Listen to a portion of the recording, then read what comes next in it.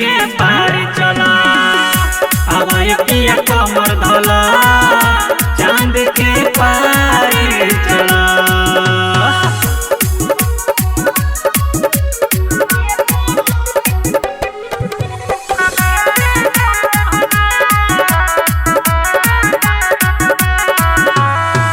राजा पाजा में लेके तू राती के नियन बुड़ाला।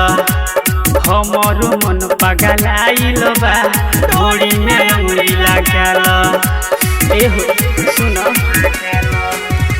ए राजा पाजा में लेके तू रात के नियन बुड़ाला। हमारो मन पगलाइल बा डोरी में अंगुरी लगाला। चाह के अगिया में संग ही जला। अब पिया कमर धला चांद के पार चला। अब पिया कमर धला चांद के पार चला।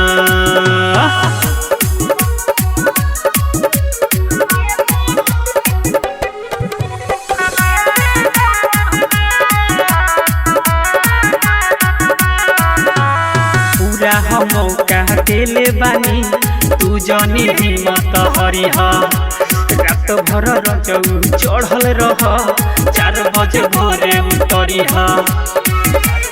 एहो सुन पूरा मौका देले बानी तू जनी हिम्मत हरिह। रात भर रजौ चढ़ल रह 4 बजे भोरे उतरिह।